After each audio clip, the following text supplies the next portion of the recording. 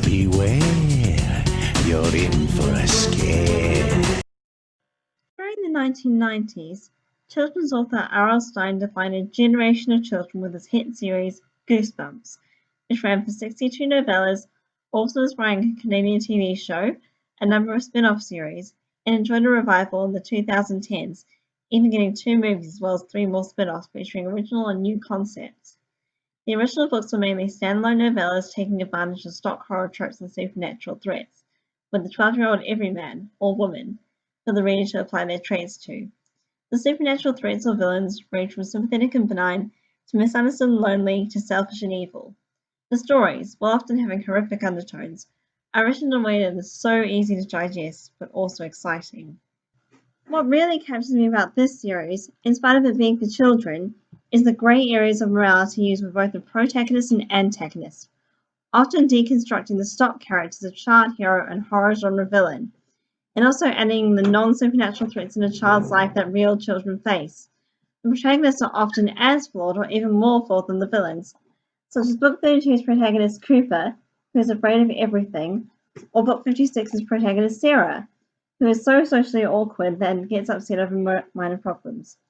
Some protagonists are more traditional, such as Billy from Book 9, who proves his courage and sense of morality, and Wendy from Book 33, who came up with a clever way to defeat the villain, risking her own life. But the fact that the characters vary so much in morality, yet still manage to remain relatable, is one of the reasons these books have remained popular over more than one generation. Similarly, the biggest threats are not always the supernatural antagonists. Often the characters with the blackest morality are the siblings or parents of the child. Notable characters include the bratty Tara from Book 28, who loves to torment older brother Michael and never gets in trouble.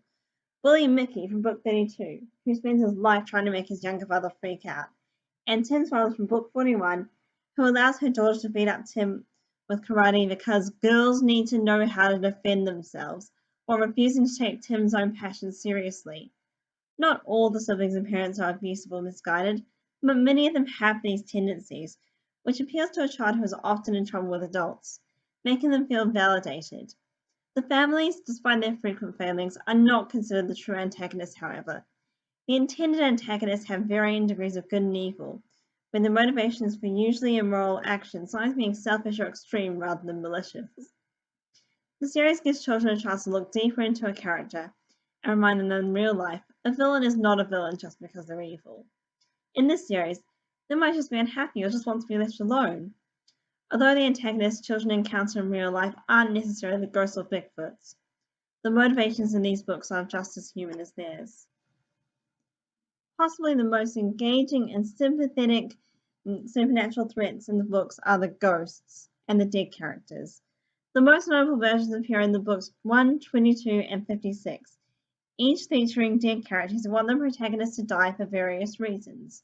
Book 1 has a whole town of living dead characters who are somewhere between ghosts and vampires. They died from a toxic gas leak, but for an unexplained reason they all became living dead, destroyed by light and needing to bring one living family's limit year because they need the family's fresh blood to survive. This story is experienced through the eyes of the Benson family's daughter Amanda, who is befriended by the kids in the town, and they actually mean to be nice. They only kill people for survival. When she and her brother finally use their weakness to light to kill the town, the last thing she hears is her so-called friend Karen thanking her. Book 22 was not the first book to feature clear ghosts, but it was the first time there were real antagonists. Sam, Louisa, and Nat Sadler are British children who sailed to America in the 17th century to start a new life, but died in the first winter. When younger Sadlers, twins Jerry and Terry, arrive on holiday, the Sadler ghosts introduce themselves, and their interactions are natural. However, they are afraid of what they claim is a ghost, but who tells the twins that he's actually a ghost hunter, and they find grave markings with their names on them. When the 3 kids are finally found to be ghosts, they cry, explaining how lonely they were and how they never had a chance to live. Even though they wanted the twins to die and even dug graves ready for them, they just wanted company and it's easy to feel sorry for them. Similarly, Book 56 features Della, a ghost who died at a water sports summer camp and has been tied to the area ever since. Every summer, she chooses a random camper and stalks them, because she believes that she can't get to the afterlife without a buddy. This happens to protagonist Sarah, who reacts with terror and anger, but at times Della doesn't even seem to deserve it. The first time she meets Sarah, she smiles, introduces herself, and asks Sarah to be her friend. Similarly, although she does at times obsess over killing Sarah, other times she's just trying to be friendly and acts like any other kid. None of these characters can justify their actions, but their motives of survival and loneliness are enough to create a grey area. None of the protagonists themselves are angels, with Amanda being neurotic, Jared being stubborn, Cherry being reckless, and Sarah being foolish. And while it's still easy to feel for them, these undead living creatures are just as easy to feel for, and some fans have even rooted for them.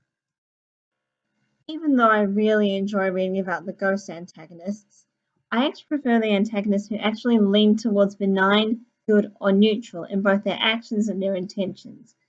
These include the Abominable Snowman in the book 38, Count Nightwing in book 49, and Brent Green in book 57.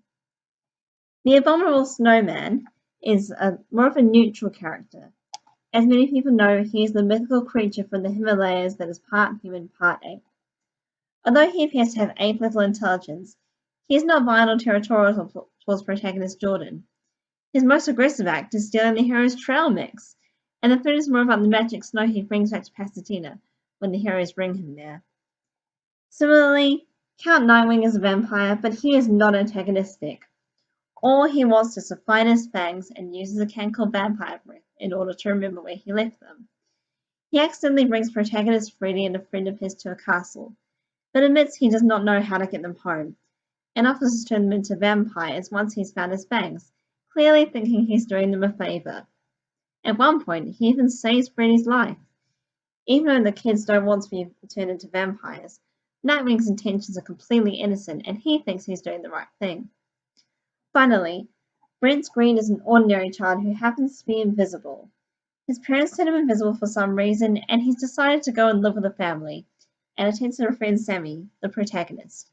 He ultimately causes more trouble than he means to, making Sammy look as if he is insane for talking to someone no one else can see, and eating his food, then not bothering to clean up and leaving Sammy's room trashed long enough to get him into trouble.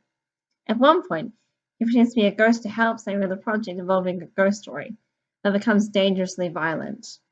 After admitting he was the ghost, he still doesn't seem to comprehend that his behavior is pushing Sammy away. Even though he keeps causing trouble, everything Brent says and does indicates that his intentions are just to make friends with Sammy. And when he is eventually revealed, it turns out that he's just a human among aliens who wanted to stop feeling like an outcast, hence why he wanted Sammy's friendship.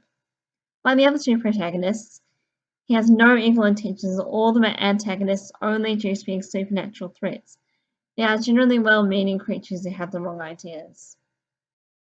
While many fans of R.L. Stine's Goosebumps series remember the books for introducing them to the horror genre and the twist endings, both good, bad, and nonsensical, I remember it more for the ambiguous morality of the characters. The protagonists don't have to be good people. The antagonists can not only be sympathetic, but innocent and even friendly, and often they are not even the most evil characters. I have been a fan of the series for 16 years, and the shades of grey morality I expect will keep coming back to it for a few more years.